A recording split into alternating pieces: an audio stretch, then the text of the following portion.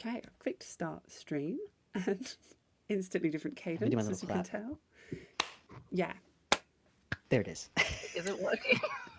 Okay, well, we should be kicking off on my side at least. So I will do a little introduction to the episode and then we'll explain just some brief intro housekeeping. But hello and welcome to the Left Wave Transmission podcast.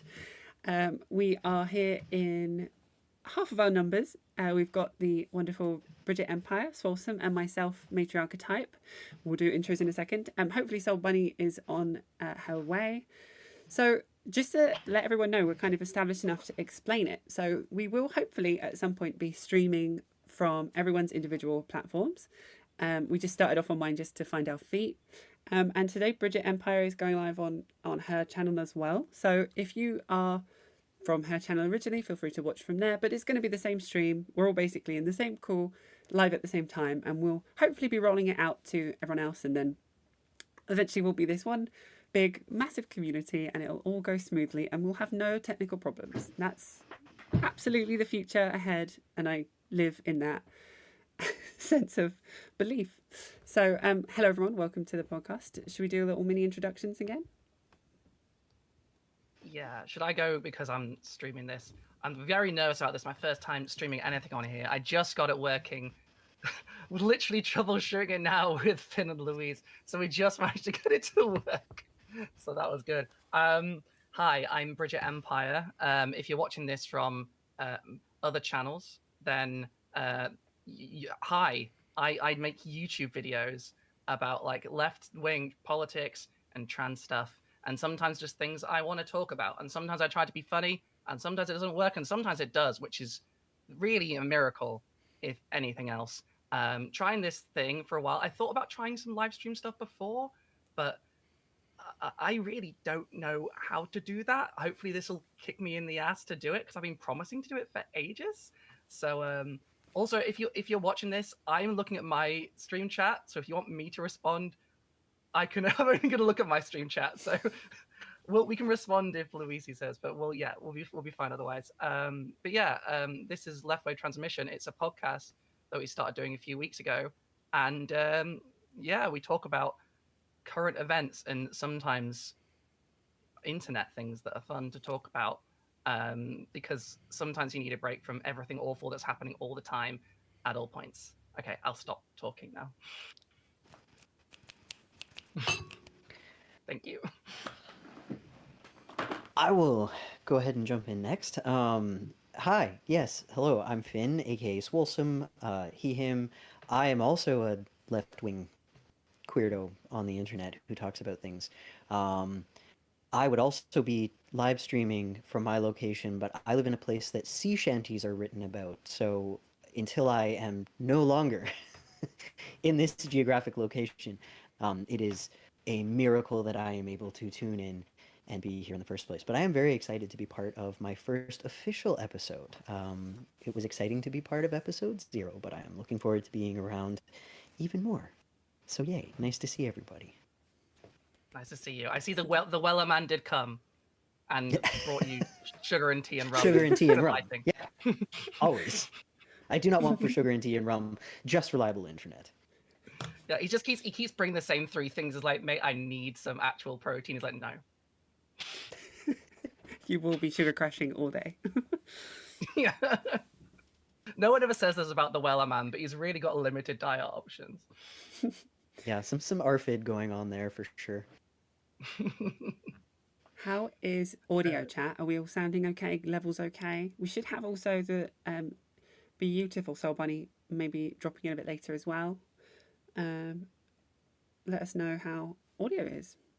So, oh yeah, and briefly, if you're coming from another channel, my name is Louise. I run a YouTube channel called Matriarch Type. I also cover left-leaning LGBTQI plus topics, sprinkled in with some pop culture just to lure in some of the normies, as and when I can, to do what good I can in the world.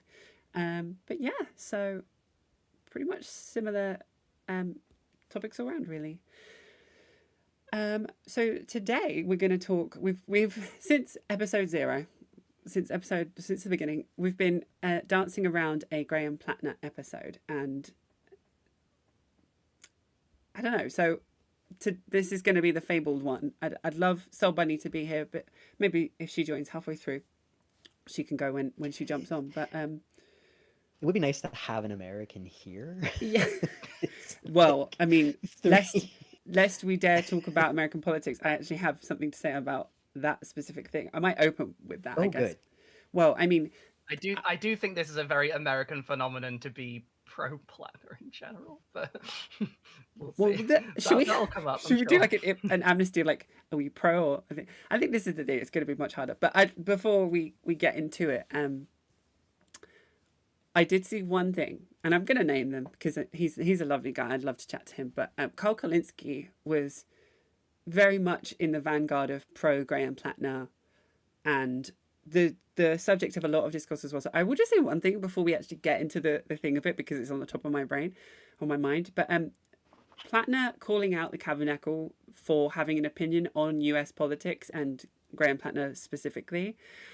I have a personal pet peeve of this. When the whole world is watching America, like, do that bike meme where it sticks a stick in the bike wheel and falls over, and it's like, how could Iran do this to me? It's like, the whole world is watching, the whole world is affected. As someone, I live in Japan, anyone new to me, and we have a reserve of oil already based on the US's fuckery. So like, I really am against the idea of like no one can have an opinion on US politics except people in the US. That's so, I think that's like unself-aware of like, do you guys know how bad things are? Like, you're affecting the whole world. So I will just start. I'll open up with the warmth of that, easy round, as it were. But yeah, what do you think about that? As the other, you don't get to British be a globe-spanning empire and then complain when people around the globe take an interest in what's happening. Yes. As British people, we know this. Exactly, we did it first. We know. Like particularly as a Canadian, the number of times like I've talked about U.S. politics and I've had people complain. Oh shit! Sorry, Louise. I think you said when Platner criticized the Tabernacle. Oh, it sorry, was no. Kyle. No, yeah, I Yes. figured that's what you meant. Yeah, It was Kyle Kolinsky, when Kyle Kolinsky covering yes. Platner, and he called out something the Tabernacle said. No, Graham Platner probably has no idea who any of us are. And good. Oh no, I think he's quite on. I think he's way more online than he lets on, honestly. Which, like, honestly, good, and I hope that he's listening. Like, I hope, because, like, Adam said in chat, you know, I have no idea how to feel about Platner. Yeah, that's a reasonable way to feel about Platner, and we are going to get into that. But like, first, I do just need to jump on this complaining about when folks in the U.S. tell people outside the U.S., you know, like, talk about your own politics, or like, why do you care? This doesn't affect you. It's like, are you kidding me? Are you kidding me? The US gets a hemorrhoid and everyone else's butthole itches. Like, this is, like, there's nothing that they do that doesn't affect everybody else in the world. Here in Canada, we literally have a separatist movement that are bought and paid for by the same oligarchs who are destroying the United States. Like, they're here already. They are here already. We have surveys that go out regarding like our understanding of foreign interference in Canada, and it specifically asks about Russia, it asks about India, it asks about China. It doesn't ask about Israel, and it doesn't ask about the United States especially, and I would venture that the United States is the largest interferer in Canadian politics by a huge margin. Like, no contest. And so, like, for people to say, like, why do you care? Of course we care. Of course we care. Just because colonial borders exist doesn't mean that people's cultures don't intermingle. It doesn't mean that people aren't affected by like the goings on around the world. Like, borders are made up. They're not actually real. The things that your country does, the things that people believe in your country affect everybody else in the world. I'm already ranting. We just got here. It's so like sorry. The easy round. No, it's one of those topics, yeah. The Moon VR 5DF says, "How dare we lowly vassal states have opinions on our imperial overlords?" I'm like, yeah. Yeah, I mean, all of Europe is basically like and the world that even like compared to like most of the world, like Europe and Canada and Japan are like, we are like they like let us pretend that we have actual autonomy, whereas it's just open with most other countries about how they don't matter. It can just interfere in their politics all the time. If they don't like your government, they'll just overthrow it. Look at what's happening in South America. Look at the Honduras skate. at all of this shit. They're just saying like, if you elect a leftist in South America, we'll overthrow your government, and that's happened all over the world. And because Europe's got this superiority complex from having done the evil things before and still thinks it has the power to do them, it's like, I mean, it's still doing the evil things, but at the behest of America and just pretending it has its own choice about it. But like, they seem to think that like they have that like we're separate, or like there's I've lost my train of thought. It just annoys me so much. Like, there's nothing we can do, especially right now with like the current UK government. Like, they just want to be a lapdog to the US, and that's much of Europe is like that right now. Japan's fucking constitution was literally written by the United States. Like, Bosnia fucking they wrote fucking the Bosnian constitution in Dayton, Ohio. This is not a normal set of affairs. Like, you don't get to complain when people are annoyed about 100%. this shit. 100%. I think it's also a lazy talking point in rebuttal to not really having something good to say. No offense, Carl Kalinske, but like, it's a lazy. I would consider that a lazy rebuttal if it was used on the right. Like, do you know what I mean? Of like, oh, stay out of our politics. It's like, well, as we've all just quite said, it affects everyone, but also it shouldn't. Even if it doesn't affect everyone, we can have as much empathy and fear and worry about a country that is not on the global stage, like the anti-LGBT laws happening in Ghana. Like, we can all be aware and worry about various things happening across the world, and not having an opinion, I think, is valid. But like, specifically with the US, it does affect us all, as we've all just said. Yeah. So yeah, well, I think that was a perfect intro round because it's established that we were allowed an opinion before we start waffling on All about our strong opinions. opinions. Yeah, this is Very, very strong opinions. My primary export these days is just strong opinions. I think that Unfortunately, now my job. yeah, totally. It's our job to have an opinion. I think, True. as you just quoted someone saying in chat, and I agree, like, there is no answer. And I think that's something that people, as maybe on the West, aren't used to having. There's no neat good or evil, yes or no. This is what we all should believe. Okay, everyone just file in line. Like, people have to actually come to their own opinions of what they're comfortable with.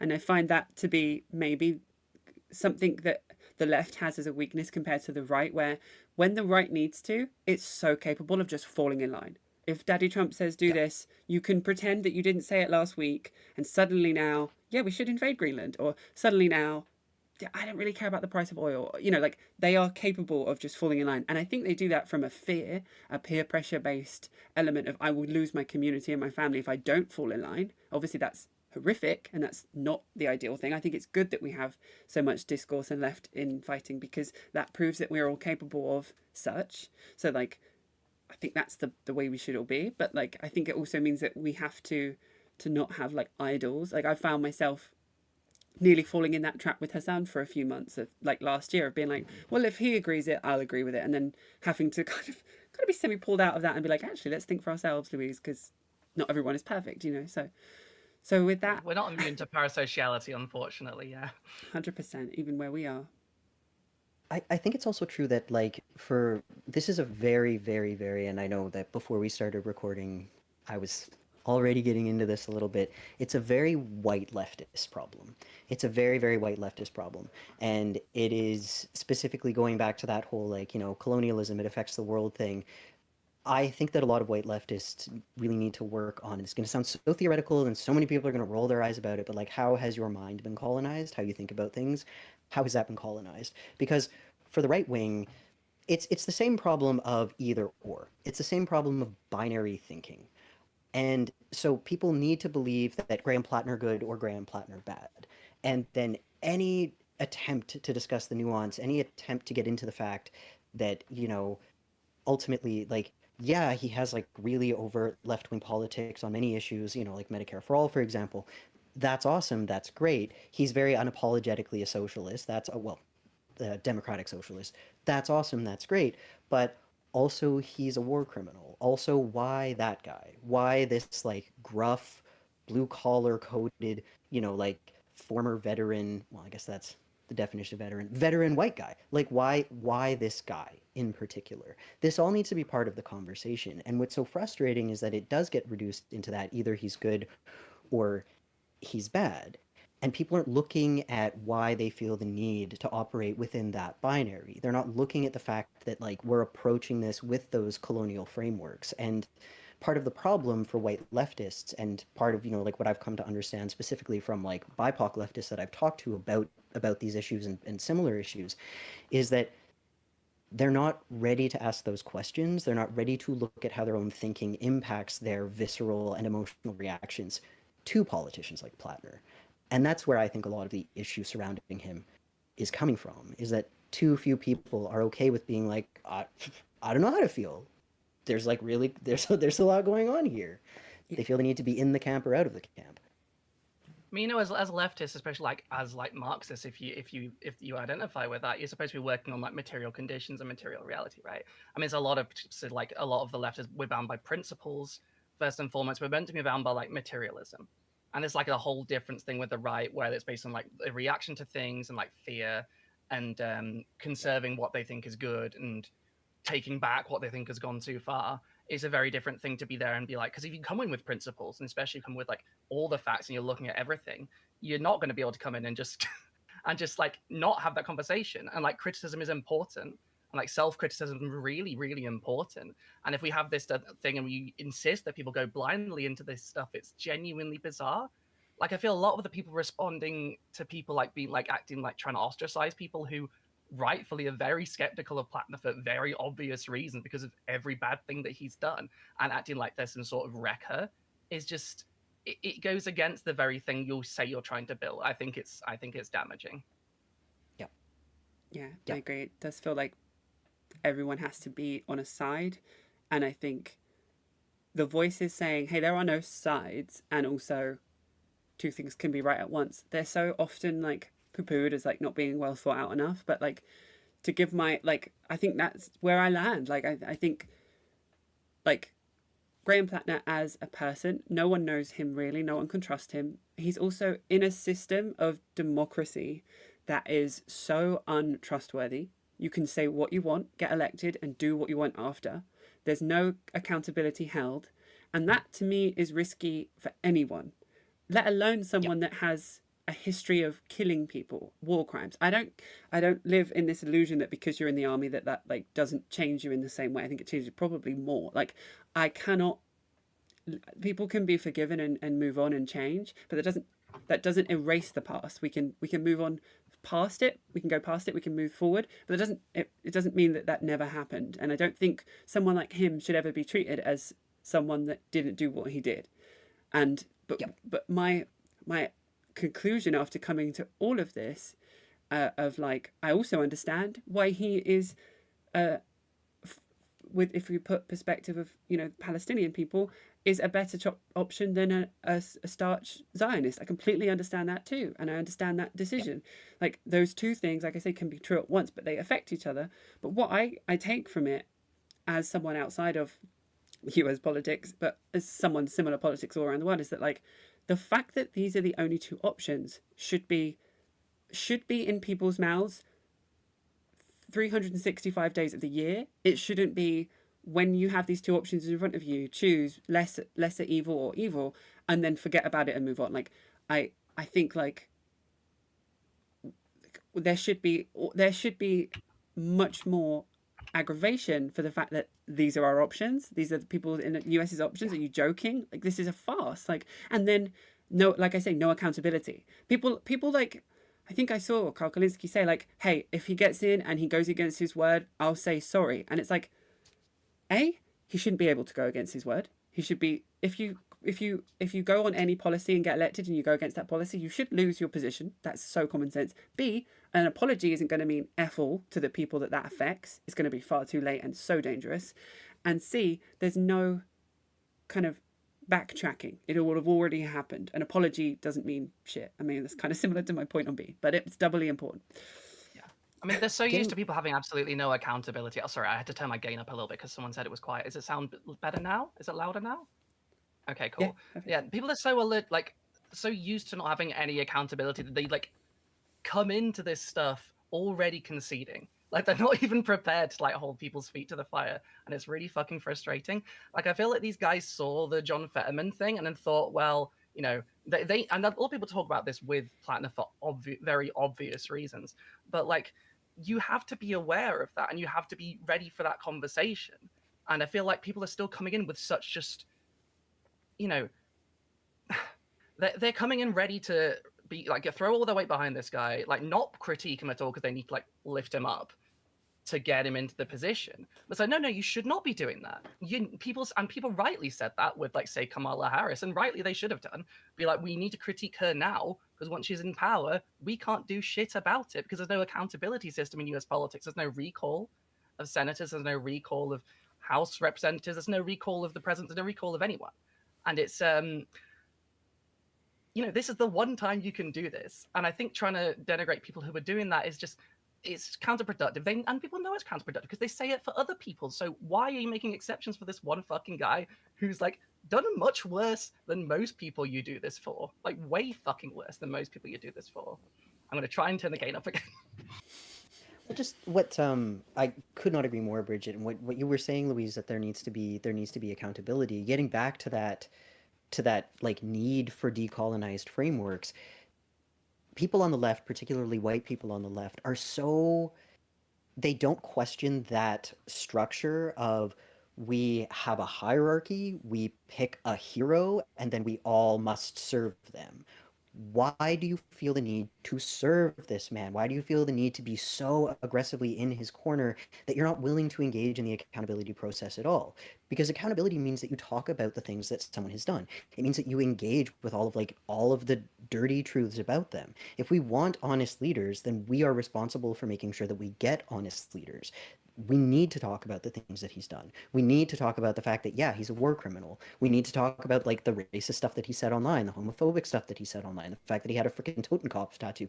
Like, this is all important. This needs to be part of the conversation. And yes, it is also true at the same time that the what's the mainstream Democrats, let's describe them that way. Liberals, mainstream Democrats, along with the right wing, are terrified of this guy, which is honestly a point in his favor. It is that they are trying so hard to knock him down. That makes me inclined to listen to what he has to say. That makes me inclined to listen to the people who are in coalition with him, who have been impressed by how he showed up, by the work that he's putting in. That is true that they are trying to sabotage him, and we also need to be honest about the things that he's done and who he is as a person. We also need to be honest about the fact that I presume heterosexual, because he's only talked about dating women, but presumably heterosexual, very masculine coded white man can literally commit war crimes and work as a Blackwater mercenary and still run for Senate. Whereas, like, can you think of a single example of a marginalized person who has done anything remotely close to that and having the same access to political success and a political career? Fuck no, that's not going to happen. So I just, Yeah. ugh, It's not I'll keep ranting if I don't stop here. it's not even a double standard. It's a different world. And like I think FD Signifier said it, and apologies if I'm misquoting or misunderstanding, but he said like, where is this amount of heat for all of the other candidates that have the same policies that aren't white men?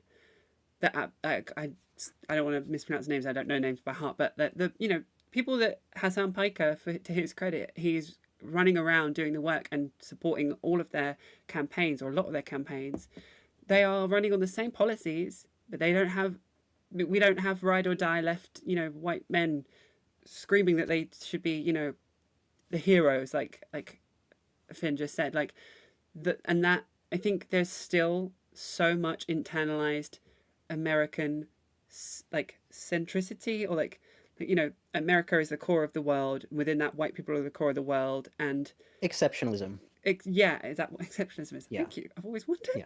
Like, there's still that so in its core, and I think it feels very like taking off the blindfolds to this kind of thing. That once you once you unsee it, you're like, oh, you're kind of still in that. Okay, that's fine. Like, where is this heat for everyone else? And Yeah. yeah. And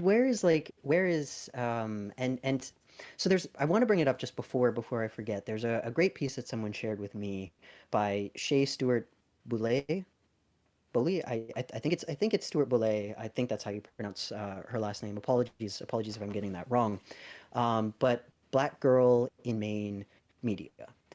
So she is a writer, like specifically that's her thing, and I'll send it along to you, Louise, her Yeah, please piece. do. It's That'd be worth cool. reading. It's worth reading to sort of like get one Black woman's perspective as someone who lives in Maine on Graham Platner, who's like been to events that he's at and stuff. It's important. Like, you know, you should be getting all of the perspectives. Um, but I really want to bring up, and he didn't ask for this. He didn't ask for this comparison. But is anyone familiar with Greg Stoker? Rings a bell. The name rings a bell. So Greg Stoker is one of the hosts of the Colonial Outcasts podcast, which I highly recommend listening to if folks haven't yet. He's also one of the flotilla activists. And when I think That might be my favorite. former U.S. service member who has witnessed and committed war crimes genuinely showing up in a way that they are taking accountability for that and trying to change for the better, I think of Greg Stoker and people like him. People who are not trying to rehabilitate the existing system, but actively trying to take it down with the knowledge that they have acquired. Now, this isn't me saying that that's not what Plattner intends to do. This isn't me saying that, you know, like you can't make changes from within the sort of like colonial hegemonic electoral system. That is the system that we're working with. We do need to learn how to work with it while we're making those changes. But I do think that he provides a really good example of someone who is a white guy who, you know, served in Afghanistan, who saw all of these things and did all of these things and was like, you know, I was willing to die for that. I should be willing to die for human rights as well. That was where he went with that. And I'm not saying, you know, Plattner, go like die for your beliefs. Not what I'm trying to get at here. But I want more people who are supporting him to understand that there are different standards that you have to hold people to if you would like to challenge the systems that allowed those horrific acts to be committed in the first place. That's what needs to happen. So like support Plattner, you can like him, sure, that's great. Don't hero worship and understand that criticism is part of the accountability process. That is what is going to change the system is by having those honest conversations and by bringing these issues forward. Completely agree. I just want to completely agree and mirror, like that's what Bridget said. Like now is the time for the criticism. If he gets elected and then he's in power, there is no room for criticism. So can we not? I mean, has Sam Piker catch strays about this for pre-criticizing the American president thing? I can't remember his name now, but Gavin Newsom or something. For yeah, Gavin Newsom for potentially being a US president candidate 4 years in advance. He's already catching strays for saying he's not going to vote for him unless things change. That that sums up American politics to me. There's no actual internal want for change. It's like a perpetual cycle of just chasing the next election with no long-term goal. And as Finn said, there's room to make serious and helpful material change in this system. But like, hey, let's think bigger. Let's think bigger, people. I mean, I'm probably like more skeptical of Platter than you two from the sounds of it. So Bridget, you are very quiet Yeah, again. you've gone Sorry, very sorry to quiet. cut you I off. can maybe try and Yeah. turn it again on my side. what is going on? Am I just? Is it just taking me out? Can you hear me? We can still hear you. You're just Yeah. That's crazy. That's crazy. this is Um, transphobic censorship, frankly.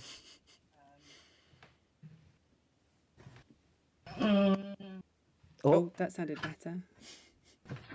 Got hello. louder for a second. That Yeah. sounds better, yeah. Yeah, I turned my gain up to full. I usually don't do this because the noise in everywhere I record is so fucking bad. So hopefully I don't sound like I'm shouting at anyone. But yeah, I'm extremely, extremely, extremely skeptical of this guy. I mean, if I was there, I Interesting. probably Hard would thing. not. I definitely wouldn't vote for him. I mean, you've got to have a red line somewhere. And I think being a war criminal is a pretty big one, especially after the revolunteering. And like, yeah, there's a road to redemption you could go down, and you can prove that you're trying to change. And I get a lot of people think that he's done that work. I don't think he's done enough of that work at all. Not at all. Agreed. He's not expressed Yep. true regret for anything that he's done. He's really downplayed the Blackwater thing, like he pretends it wasn't because they changed their name. Like he I just saw got that. away with the Nazi tattoo thing. Like we would never let Yeah. anyone else get away with anything remotely like that. And like he doesn't seem to regret what he's done at all. And he liked doing it. Like, and there's a degree to which, right, he was in this Socialist Rifle Association. According to people who have corroborated this and like his own stuff, he like taught like trans people how to use guns and stuff and how to defend themselves. Cool, that's fine. But does that make up for, you know, going abroad and deciding that you liked killing a bunch of brown people? Fuck no. Like you have to do a lot more. I don't think anyone's really on redemption. I said this before. I have the moral compass of Steven Universe. I think anyone can change if you put enough effort into it, and that is to my detriment. I'm a very forgiving person. It just is what it is. But I really don't think he's done that work. I really, really, really don't. And I think this is the time to ask him to do that. To like, they got him to change the Nazi tattoo, right? They got him to cover up the tattoo. Fine. After so long as But well. he I'm had sorry. it the Just to whole time, say, scene was, yeah, like He did- I would have been.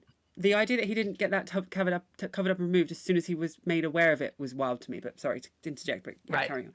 Well, and on the subject of the tattoo, if you go to a tattoo parlor in Croatia, as someone who got a tattoo in Croatia, you know exactly what you're fucking getting into. You know what's going to be on those walls because there will be where he went. There will be iron crosses. There will be swastikas. There'll be Ustasha crosses.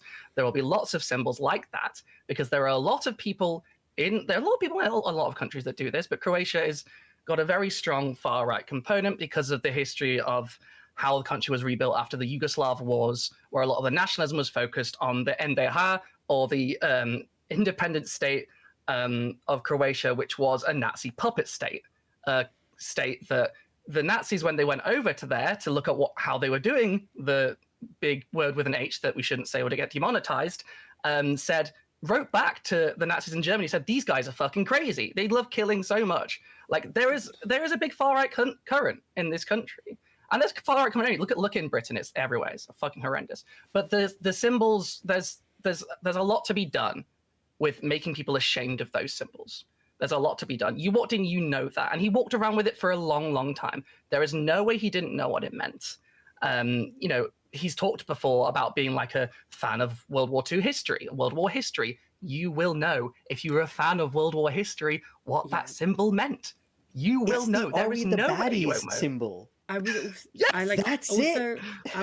I wanted to like I never got the chance to say this in the moment, but also like at the end of the day, if we're living in this belief that he didn't know, then he's also not fit for office for being an absolute idiot at that point. Like if you are at war and you do that for a living and you don't know the like baddie symbol, then you're an idiot. Like that's like okay, that I don't trust you then for the different grounds. It's I completely agree. I'm actually really glad you've come in with a bit more fire about this because I like it comes down to basically can we believe if people can change? But my other opinion of this is I don't really care if people can change. That doesn't mean they should be in power. Like he can go through whatever fucking journey he wants. He can. Senate is not therapy. Exactly. He can, and it's not a place to put someone that we don't have trust in. Again, going back to my point of like what is the system? But like he can go on as many journeys as he wants. He can absolutely change his mindset, his life. I personally think killing people changes something in you forever, but maybe that's just my archaic feeling of life. Like I'm a bit of a Wiccan and that kind of thing, but we'll come back to that. That's proven. That's science. Oh yeah? You know. I mean, yeah, so like that base level, but also like why do we have to trust someone? There's a different thing. There's like, okay, I can forgive you, you can move on, I can believe you've changed. I can be so great. Now fall in line, like I said this on that episode, fall the fucking line, shut the fuck up, let people that have been in this space for generations, communities are based in this space that know the policies that you've changed your mind to, they originated these things, they should be in power because I can trust them. And like that cognitive dissonance of people just being like, hey, he's saying all the right points, he must believe them is why I'm sorry. Yeah. So thank you, Bridget. I'm so glad if you're pro this for ages, if you're pro foreign wars rage, if you love doing that, You were so into it, you got like a Nazi tattoo, even though you claim you didn't want it. And then you come in, and the moment you start, you read Marx or whatever, or whoever it was, apparently you listen to a lot more the Majority Report. You listen to Sam Zeder for 30 hours, and you're like, you know what I should do? I should be in the Senate. No, you got a lot to do before you go in there.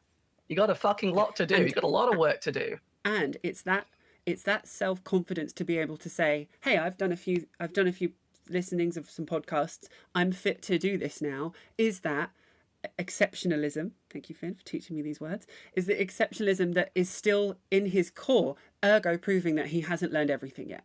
Like, do you know what I mean? It's like, so yes, it's like failure by default. And the fact that we having these conversations will be cast as, oh, they're the anti Graham Platner left, like, oh, they're too critical, oh, so you're a Zionist.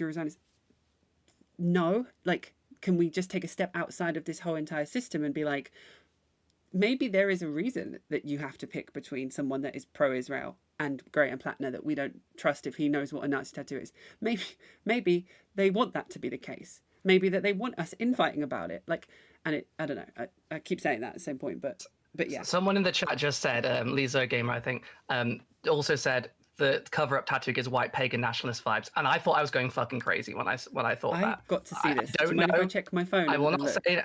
I don't know what it is. He says it's a personal thing, but yeah, I also thought the same thing. But I cannot legally say that that's what it is. I have to have a whole side note about the paganism, nationalism. I never knew that growing up, and I always had. I said about this earlier. I was very witchy. I think it was very much me connecting to femininity as a young person. If you know, you know. And I like never knew the history of it. And then growing up, I found that so disappointing, especially as someone British and white. That's like, I was so adjacent to those things, and I did not know that my whole life. That was just a personal thing of like, I'm so glad you brought that up. I'm so upset that that's the case. I think it's very interesting when you go to other countries, right? Because I feel like when you grow up, well, I grew up in the UK. I went to like a Catholic church and stuff, right? So you see a lot of the Celtic stuff everywhere because it's a lot of it's like from an Irish background and things like that. Yeah. And I, for so long, I was like, well, this is a symbol of Ireland. We had like, I went to like, not to dox myself, but a lot of things dedicated to St. Patrick for obvious reasons. And there's a lot of that like Celtic symbolism and stuff over there. And it was just sort of in the zeitgeist, this is a symbol of Ireland and Irish heritage and Catholicism, right? And to go then to like when I moved away and to see every time like Celtic knot is used or like Celtic symbolism or like a Celtic cross, and they use it to denote white supremacy. And it drove me fucking crazy because obviously the history of Ireland is one of being colonized. Yeah. And to like try and use that culture. Just as white, yeah. Yeah, I mean, this is much for an American import, right? Because I feel that there's a lot of things about like, especially the Confederacy, being a lot of people who claim to be like Scots-Irish. I'm not going to get into what that means. There's a lot of stuff about the legacy of Northern Ireland and stuff in there, which I'm not qualified to talk about at all. Like almost all my Irish blood is from my American side, so I go through a filter of Yankism, which I'm not going to get into. But yeah, no, it's very disturbing, and I don't know if that's what he meant to do with it, but you know, after all that he did it on the campaign trail when he'd done it, like he was already campaigning, no one spotted it. There's a lot of red flags, you know. He could there's still time. I mean, now the primary's over, so he can do whatever the fuck he wants, basically. But there is still time for him to make some big moves towards making amends, to like be clear that he's sorry, to try and, you know, maybe find reparations for the people he fucking killed overseas. It's not going to change anything, but at least it show your heart's like going in the right direction. And, you know, everyone has their red lines, right? Everyone's got to have their red lines. And I feel people very, very angry that some people draw the line at what most of us agree is one of the worst things you can do. I think it's very, very silly. And even if you're super pro Platner, you should be aware and okay with the fact that people are not going to go for this guy in that case. And, you know, apparently in Maine, they love him. So maybe that's not the issue. And I don't live in Maine. I don't fucking know. Maine is a very, very white place. And apparently that's the vibe they're looking for. But it is worrying. And I definitely don't think he's going to be like the leftist hero they're claiming. And like Emma Vigilant was like, and I really like Emma Vigilant. I like the Majority Report. I really, really like Emma Vigilant. I think she's a lot of good work. But she was like sort of like implying that he should run for president one day. I'm like, we are not even close to that conversation. He shouldn't be running for senator yet, in my opinion. But also, I am British. I'm a leftist. I'm not his target audience, you know. But still, I would not touch that. I would not touch that. I think, and I'm sorry. I'm sorry. I keep trying to jump in here. I'm like No, please, watching please, the please. I time just wanted to ticking finish away. my And sentence before I let you in. no. Absolutely no. I did not want to cut you off because you were like, Yeah. yes, correct. Um, I think at worst, like read the tattoo and really everything that like all of these things that we've brought up as important points of criticism. At worst, he's hiding. At best, he is just not self aware at all, which means that his followers, at worst, don't care, or at best, find it appealing that he doesn't do that work that they should also be doing. And that's the big issue that I have with the whole Platner thing, is that if if you are not actively unpacking white supremacy as a white person, and I say this as I'm I'm a white guy. I'm a minoritized white guy, but I'm a white guy. I am pagan. That's one of the ways that I've been connecting with like my own, like my own decolonial praxis. Is that's one of the ways that I've been healing is by like sort of going back to the practices of my family, my ancestry. But I do understand that like this is a thing that has been actively appropriated by white nationalists. Like it absolutely has, because it has been consumed by whiteness, because whiteness is a parasitic identity that eats up everything and then tries to replace it. That's how it works. You need to be looking at it, or it has you. Those are the options. If you are not actively engaging with it, then it is existing somewhere within you, because that's the world that we live in. You need to be conscious. You need to be targeted about it, because if you're not doing that, you're just colonizing resistance. And I say this as someone who like I love Emma Vigilant as well. I really enjoy Kyle Kalinske. I probably watch secular talk more than anything else right now. I'm like, Me gotta too. get my Get my news. daily Yeah. dose of like Yeah. intense anxiety. Like, Yeah. I really appreciate Kyle Kalinske. I don't agree with everything he says, but one of the things that I like about him is that when people bring up criticisms, sometimes he's like, you know what? No, that's asinine. Fuck you. And I may or may not agree with that dismissal, but like sometimes people are just being shitty.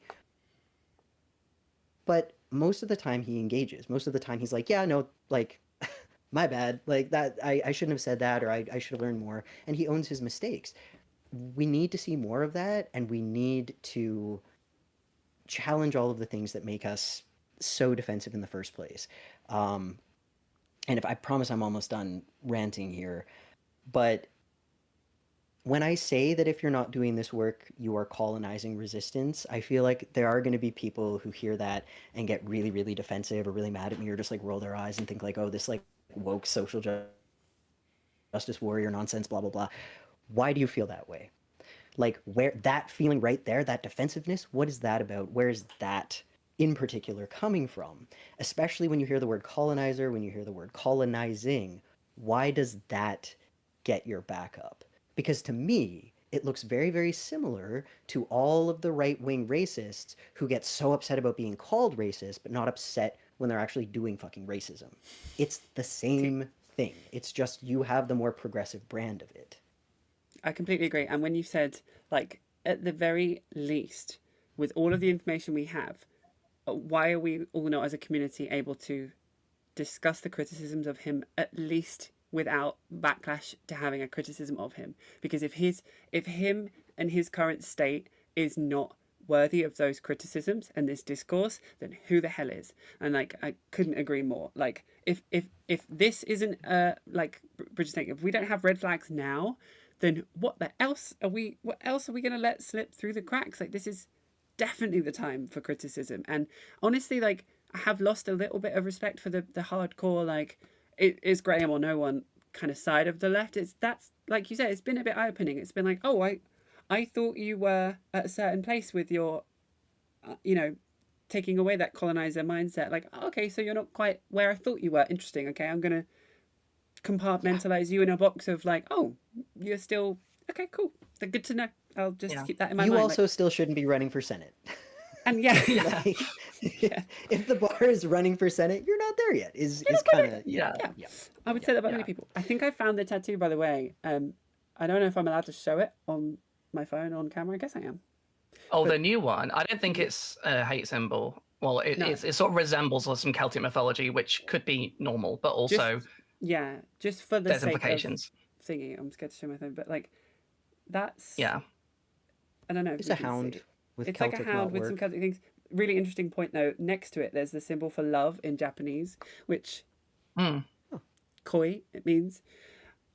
yeah. To me, that is also another level of like, oh, it's just a mediocre white guy. But anyway, I it's will just a say for personal. like if he is, I don't actually know his background, but if he is Irish, there's a whole connection between wolves and the Irish people, and what Oliver Cromwell did in Ireland, where he basically killed that whole, basically Right. wiped out all the wolf population. There was a big community of like wolf tamers. It was a big part of Irish culture, and he just wiped that out completely. There's a lot of history on Ireland with wolves. So if that's what he means by it, then that is something else. But also, it's very hard to tell these days because fascism muddied the waters, which is very upsetting on a multitude of levels. But yeah, We should but we yeah, I've should been a bit definitely. Sorry, go ahead. sorry. Yeah, but I've been a bit like because like I know Hassan has like come out and said like some he's tried to back up, be like, oh, I'm still worried about this and that, but I think he has been bigging him up a little bit, and like that's he's sort of tried to strike a balance with that. But but I can't really complain too much about that. I mean, I know when I watch Hassan what I'm going to get. And I do watch him all the time, and I'm going to disagree with him on a lot of things. But I think there is definitely a point where, like him and a lot of other people, they're very much like they see a person and they're like, "Well, you're my guy," or like they're very much more willing to like forgive and take a chance on people that a lot of people would not. And a lot of that is because, like, he's a white bro, and that's not like an insult to him. That's just literally just who he is. And there's gonna be a difference between what you're comfortable with and what other people are comfortable with, which is probably why he's doing well in Maine. But like that if you're a communicator, you need to think a bit harder about this. And I think he's tried to strike a balance, and I wouldn't go for him too hard for this, obviously. And obviously, because obviously compared to some other people, he's been very quiet about it. But it's just the one that I watch regularly. But yeah, no, for sure, there's a definite level of like he looks like some guy that they would imagine would be the ideal candidate in this, and that. And it's like, well, you're not playing action figures right now. We're playing with people's lives. You need to be a lot more careful. I But for think them, yeah, it is action figures. yeah. Like it is. That's the thing is like they're so socially safe from like the worst of the worst when it comes to the this kind of rhetoric that like it is easy stakes for them. Like I think you brought up something really important. Sorry, Louise, to jump in again. Um, like it. I have to go, and there's so much here, but I have to leave. Stay. Uh, no, I gotta go. Leave the I people gotta wanting run. more. So I'm gonna leave. I'm gonna leave on the note that the overlap between the guys, like the people who don't understand that this isn't a game. Like the stakes are much larger for certain groups of people, particularly like racialized groups of people. Um, the overlap between that group of guys, usually men, but women too, and the no war but class war people is basically a circle. And what Key. gets me about that is they love to say no war but class war, and again I think that this is avoiding like the need to unpack that colonizer mindset, the whiteness, that issue is that like there may be no war but class war, but racism, white supremacy, heteropatriarchy, these are the weapons that the class war is being fought with. And so, if you're And trying to detach the class war from those issues, you are going to lose because you are not dismantling the weapons that actually are like making the machine so deadly. I have to go, but I yeah, love you all. I'm sorry let's to do a just. pagan What a good episode note too. to end on. Talk about witchy Yeah, stuff let's soon. I do would that. love that, like non-politics. See you, I Finn. would Love you also lots. love that. Okay, bye. Bye. Springboarding off that because it's in the top of my mind. But like we live in a world where Michelle Obama can get transvestigated and racially hate crimed by some random sweaty wrestler who no one knows about years after being first lady. This is exactly why this conversation comes to the forefront, because you can't have you can't detach all of this misogyny, the patriarchy, capitalism from the class war. And I think people that are so willing to be like, hey, it's class war above everything else, is because materialistically they're not going to be affected by the rest of these things. So breaking them down isn't a priority for them. It's a secondary thing that, like, yeah, it'd be great if we can end racism, but like I'm worried about having no money. Like that is because they have the privilege of not having to, or even the experiences in their life to understand that these are intrinsically tied, and that you cannot have an end to class war without breaking all of these cycles and issues as well. So Yeah. I mean, class reductionism is a whole other topic. Oh, I suppose, I just think we class could go for an hour reductionism. about that. Yeah.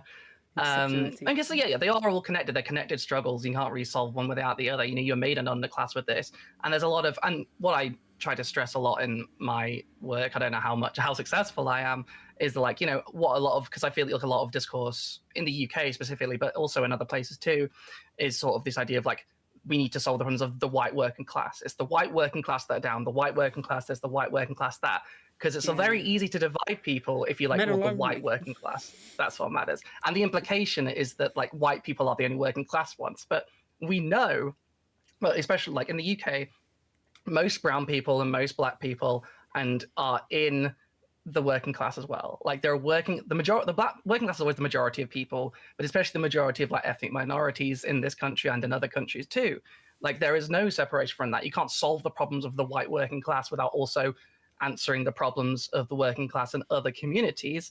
And often those communities are like very much a working class problem as well, because a lot of people, when you have like the little class mobility that is afforded in these places, a lot of this stuff sort of, you become the exception, right? There's a lot of, we talked about this with Soul Bunny a few weeks ago, but there's a certain level to like which like millionaires, they sort of buy their immunity from this, and their immunity, they're not actually immune, but there's a level to which like they're not interested in tackling those issues, but the people who are going to feel it most are the people who are also poor, the people who are also like, a lot of people get like a lot of discrimination from like say landlords and bosses and stuff, and those are workers' problems, and they overlap with the problems of like racism and sexism and queerphobia and all of that stuff. Like it's inseparable, and the idea that you can separate it is very much sort of like, be like, oh, we'll get to this later. You've not really thought through what you're talking about in that case. I agree, and I think like this systematic oppression is, to me, like what I think about is like, okay, so say we were just gonna go down the class reductionist thing, just think about the class war. The end result of what would become society after that kind of, I mean, A, frightens me, but B, like we have no idea what that would look like as well. But like I've like spoken to previous friends, the minute I heard this, they were no longer friends, that would say things like they're on the left allegedly, and they say like, well, we'll break down capitalism, we'll have a socialist utopia, but we will need a working class, and it's probably going to be people of color. And I'm like, excuse your effing mouth, you fucking racist piece of shit. Cut my friendship ties, don't speak to them at all. Like that's crazy. Like that's what this could lead to. I mean, there's a bit of an exaggeration. I think that person was a psychopath, but that's what it might look like to just focus on class reductionism or just the class war and not untie anything else. And that's not socialism. Yeah, that's not socialism, right? And exactly. Then you have a working class. The working class still exists. You've just switched over. Well, you're not even switched over. You've let some of you into the ruling class. Yeah, you've just done a bit of an extension of just more of them. Yeah. Right. No, I remember when that person I spoke. I mean, it was like an online contact through the channel. But I remember when they said that, I was like, what the people? How could you? Oh, anyway, gross stuff. There are some interesting people in this space. But that scares me, because it's like these are the leftist, extremists that are like, I don't want to share space with them. So what do we do? But then, I don't know. Scary stuff. This is why the criticism is important, right? This is why we need the criticism that we're trying to get people like Platner to get. You need that. You can't just like... was going to just say the opposite being on the right, where everyone falls in line, and they are mixing with, you get like, gay people that are a bit fiscally conservative, and they're like going to dinner with people that want to eradicate their human rights, like Dave Rubin and Michael Knowles. That's what happens if you are willing to, pun intended, get in bed with these people. So, and that's why I agree. Sorry to cut you off. What were you going to say? Oh, I can't remember. Sorry. But like, that's why I think leftist fighting is important. Someone just asked in chat, this is probably a great thing to end on. How do you guys define leftist? Like, I think for me, as a baby leftist, for sure, I've only been on this for a few years, and I'm not applying to be in the Senate, funny enough. I use it double-barreled. Like, so there's leftist as in like, to me, this is just my understanding, please rip me to shreds in the comments. I'm actually capable of taking criticism, which is something rare online. But like, to me, it's used in both like Marxist theory term of like economically. I think that's probably for me the core of it, of like capitalism versus socialism, communism down the line. And it's a scale of far right fiscally is, no funding to everyone, rich elites, blah, blah, blah. And the left is like, cease the music production, etc., etc. But then I also do use it nebulously of like, there are these two sides, unfortunately. And I think that when I talk about it in that sense, I'm talking more of like, are you an egalitarian or are you not? Like, do you see every single human being to be equal and worth their human rights? And do you decentralize your, internal racism, like transphobia, misogyny, capitalism? Have you broken down all of those walls, and are you an egalitarian at heart? And that's what I would call like on the left, or are you not? Are you meritocracy? Sorry, you don't believe every human right is equal. You believe you should have to pay for your human necessities to live, and that's to me is on the right. So people that probably know my channel used to me using those quite kind of like, I don't know, interchangeably. Maybe I should change that. But I'm interested to ask Bridget, like, how am I like warm there? Would you disagree with some parts of that? How do you determine them? I mean, I've not looked up any official definition or whatever. I think it's intentionally fairly vague, sort of for reasons of coalition building, in a sense. Fair. Like if you want to, you could use the term socialist, which would include, like, say, like socialists and then like democratic socialists, communists, anarchists, Marxists. all those different flavors within there. And then people would also disagree of like whether democratic socialists belong in the socialist umbrella. And I think it's fairly similar for like a leftist, like who do you define as leftist can change depending on who you're talking to. So I think it's a very nebulous thing in general, and I don't think you can really assume what people are talking about necessarily. Like most people would probably also include themselves in that if they're also a social democrat, which I don't think maybe should be, but also I don't get to decide what words mean. To me, also there's in a lot my of head, I'm like, that's centre left, but like that person might not consider well, that. exactly. But depending on what generation it is and where you are, it's a lot of people might consider themselves like leftist if they're just slightly to the left of like Margaret Thatcher, for example. Like there's this faction in the UK Labour Party called the soft left, which basically just like, oh, we'll just occasionally do something, but most of the time we'll just be ghouls. And it's like, well, that's not really, but they define themselves that way. And it's sort of the way that Nancy Pelosi was calling herself a progressive, even though all she does is like insider trading. Like it's very nebulous. I would think generally when I say leftist, I mean socialist. And I think sometimes that would include social democrats, depending on the conversation, but I don't really like that it does. But it's sort of also like it's a very easy way to sort of signal what part of the spectrum you're on without specifying, say, like a tendency, which is the way that you lose 50% or up to 90% of the people who are listening to you. And it's always a very stupid idea, I think, online when people are like, oh, I'm an anarcho-communist or I'm a Marxist-Leninist or whatever, because like if you're going to reach as many people as you want, you need to be, you don't want to limit your audience to that. Not that people should. I think people who are especially trying to educate people on those things, it's fine to do that. But for my purposes, and I think for a lot of people's purposes, it's good to be like, I am a leftist. And I think that's what, also that's going back to what a philosophy tube said like ages ago. When they asked what type of leftist are you? And they said like, oh, well, I'm a leftist. And I think it was a good way to do it. It's intentionally vague, but you know what they mean. And most people mean like, I'm a socialist, but they won't tell you sort of the bits and pieces. And also I think that, should I give this hot take? I think tendencies are a little bit overrated and old hat. But this is just some people are going to get my ass for that one. Yeah, like saying like what specific thing and specific people you're anarchist. Yeah. You're not necessarily, but like I follow the work of like this line of thinkers and stuff. It's also fine. Yeah, but also like I think we are not at the point yet where we can afford to like be like, well, we'll only talk to these people. I think maybe later on, but we are not there yet. We need to be quite a broad coalition right now. And also, like, I don't mean to include like all the Graham Platners. I mean like broad coalition of actual socialists. Of actual socialists and different types. Yeah, I agree. Like, I think we all have where we are on it. Like learning about anarchism as it actually is, not what I was taught it was being brought up as British. I'm like, oh, okay, I get that now. And it's a vein of these things, communism versus socialism and stuff. I also see it as like, it depends who I'm talking to, because that's what language is. Like if I speak to my, left-leaning community that are left of the social democrats, like we would use those terms and it would make sense because we understand what they mean. But if I'm talking to my conservative family, anyone that isn't brought up to be a lover of capitalism is on the left. Like, so I think like what I try and remember is that like it is not only a gauge between left, center, and right, and like you say, loads of people that say they're on the left are just center right, like Labour in the UK are famously centre right, not just right at this point. They're over to window shifted, but I also see it as like a pipeline as well. And like I've specifically positioned my channel to be a channel that appears very soft left, talks about pop culture. I'm like girly, make jokes, tell the tea.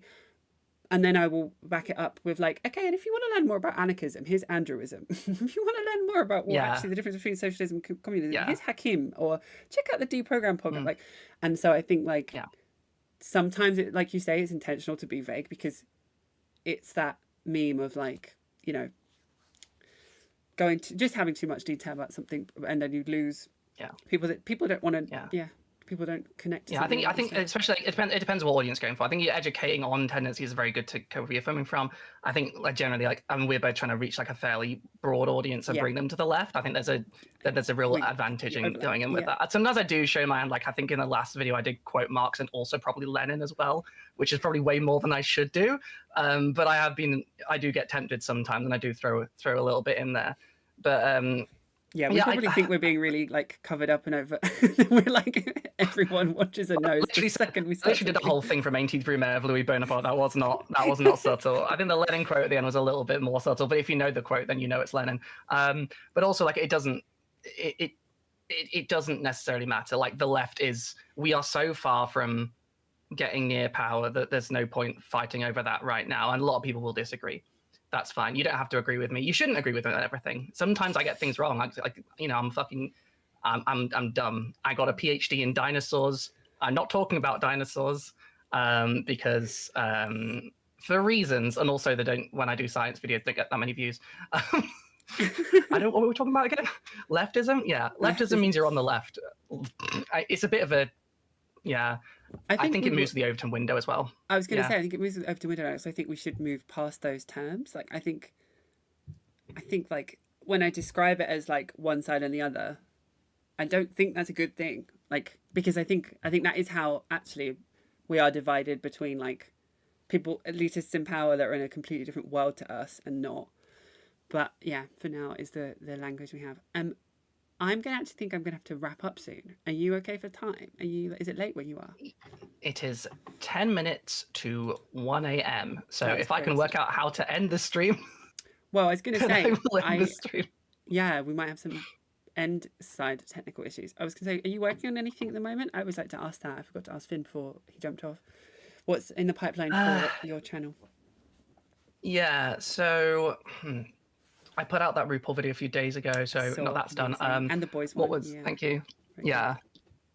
So I am writing right now a piece about the recent horrible racist shit in the UK. If it's not too depressing, I'll put it out. I'm still on the fence about whether it's not just gonna piss people off. Well, not piss people off in like I will piss people off, but I'm not in a. It's not something you can really talk about and keep lighthearted, but I think it's important. So we'll see how we go. I might keep it quite short. I do have a rant written. I want to get into more substance, but maybe I can't put into words without just saying things that might get you put in jail for terrorism for 14 years if you see all the recent news. That's crazy. And then I've got this hold my feet to the fire on this because I'm meant to be having some stuff coming up. I've got a free run video I'm meant to be putting up with, which has Sinan in it, who was in before. I've been meaning to put that for months. I should put that one up. And I have a video on Prince Andrew that I've also been putting up for months because no one watches my videos about the royal family because they suck. But I needed to talk about the Prince Andrew stuff. Yeah, so there is stuff. I don't know when it'll be coming out and which will be coming out first. And I'm also supposed to be writing this paleontology thing, which I have not started at all. So there's a whole lot. There's a whole lot. I don't know. The one I'm writing now is on the racist stuff. So very sorry, chat. It's going to be a week of depression. Maybe I'll try and put a joke in there. I think. I just what are you working on? Yeah, I want to ask before I say, did you see the GB News apologia for the riots with that absolute cretin of a human? I'll see if I can find the clip and send you. My husband and I were frozen like deers in headlights listening to this woman defend what was happening and trying to dance around it and being like, well, it's not a riot, where are you going to? And then the guy I the did guy see she that. was talking to Yeah, was gobsmacked. Was like, what like are you doing? Like, the double standard is crazy. Anyway, it's until that double crazy. standard Yeah. is eradicated, we will never be free.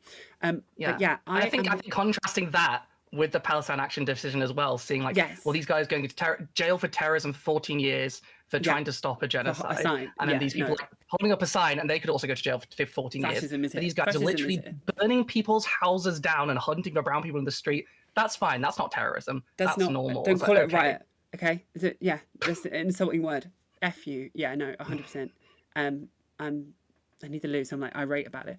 But I wanted to say I am to let my chat know I haven't released in a week or so because I am working on something kind of big, unintentionally big. So many of you know I'm a huge Game of Thrones fan, and House of the Dragon is a prequel to that, and it's season 3 is coming out. So I started this really easy. It's like it'd be really fun pop culture video about Abigail Thorne, who is playing a character called Sharako Loha. She was in the last episode of season 2. Her character's going to be bigger this season, and I was kind of like not rehashing, but like explaining the Tabernacle kind of stuff, the video he put out, calling out Philosophy Tube, the lack of comment on Israel Palestine and that kind of thing, and it has snowballed now to I have like 2 hours of raw footage to cut down and edit, and I'm nowhere near finished, so it's going to take me a long time. But actually, I'm really proud of it. It's very video essay adjacent because I kind of semi-parody who I'm talking about. So I've kind of gone back to my like video essay style. I also dress as Rhaenyra Targaryen, for anyone that knows who that is. Look forward to that. I fucking look slay. So but yeah, so I don't know how it's gonna be received. I'm gonna have to do that, like submit and then just turn off the internet for a day. But look forward to yeah. that. It will be hopefully out in the next couple of days. I'm excited for it. But yes, so after this, girl's got a whole day of editing ahead of her. Everyone's favorite part of the I process. know, right? Can you tell The I'm excited about it? simultaneously worst and best part of making YouTube videos. There's nothing worse than when you're not in the mood to edit and it's all you have to do. Yes, When I'm in the mood to absolutely. edit, coffee, husband's at work, I'm feeling it. I'm like, when I don't want to, I'm contemplating throwing my like laptop out a window. Like it's anyway, first world problems. But For sure. For sure. right, well, Okay. I'm gonna let Louise, you how end do it I end this first. stream? Yeah, I was gonna say, I would go. So one of them will have a delay if you end the other one first. So I would end OBS. No, end YouTube first, top right, above the chat thing. Click end stream. Give that like a second, and then end. Stop streaming on OBS. Don't worry, my crew. You'll still How be do here for a while. How do while I we- end? Sorry, do what is this. top right next to the chat? It So says in the YouTube one, where you've got the like yeah. Wi-Fi thing, above the chat window where it's got live, how long for, it should have end stream clickable there. I don't think I have that window. Um, I'm very confused. or I mean, or just we've rambled enough that it should end on a good point. You could just go on OBS and click stop stream, and it will cut the YouTube one as well. But It will sometimes cut when it. sometimes when you do that, you lose a few seconds at the end where the stream stopped, but YouTube is still kind of rendering the last few seconds of stream. Right. But that for this point, Yeah, we're doing this now, so it's fine. I'm extremely confused. I get chat. This is like, sorry, first time streaming. Obviously, I'm gonna have a lot of technical issues. Thank you for joining me. This was nice. I enjoyed everyone that being in chat. Very interesting to do it when I mean it's like now like the majority of my audience is American, but still a big chunk are British and are probably in bed. So interesting. But yeah, hopefully you enjoyed it. We'll be back next week probably. And maybe I'll know how to end streams then. So if you see me looking very gormless at the end, that is what I'm trying to do. It's been an honour joining you on your channel for your first stream as well, Bridget, by the way. Yeah, thank you. And thank you for everyone on the Matriarch type channel for having me. And I need to change this video title because I had like so many topics I thought we were going to do. And like obviously the Grey and Platner one took the entirety because it's such a big topic. Yeah, where Finn said he had to go at 5:30, I wanted to get that one out, and then we sadly ran out of time. But all of these things, I'm sure we can still talk about next week for sure. Oh, for sure. Okay, I'm going to press this stop streamer button and see what happens. Yeah, Bye, go for chat. I remember Let's see what editing one of happens. ours before, and you were waving goodbye, and then I was just rambling for ages, and you had to just keep waving. Sorry. It's not how it should be. You were like, oh, she's still Okay. talking. Look. I'm so confused about all of this. Like, I don't know how people do it. Like, it's just like there's so many steps. I mean, there's probably not that many once you get used to it, but it's like You're doing it's not. great. I just imagine it because like people like connect their like switch to it and stuff. I don't know how the Well, fuck I they do also that. have Like, so much admiration for people that Twitch stream as well. On that note, though, Yeah. I'm going to say bye to my chat. Love you all. Thank you for joining on our first multi-stream call. This has been so much fun. This was the Left Wave Transmission podcast. Hosts I forgot to say entirely that. different range of trans creators in this hellscape that is late stage capitalism. Thank you so much for supporting us. Thank you for watching until the end. Please do go back and check out the previous episodes if you're new here. If you've seen someone in the chat that you or like in the hosts that you are new to, go and check out their channel because they're making good stuff. So anyway, thank you so much for sticking around to the end. I love you all so much, and take care of yourselves, and I'll see you in the next one. Bye. Bye. My official little YouTuber ending. Do the little queen wave. Like, bye. Ciao.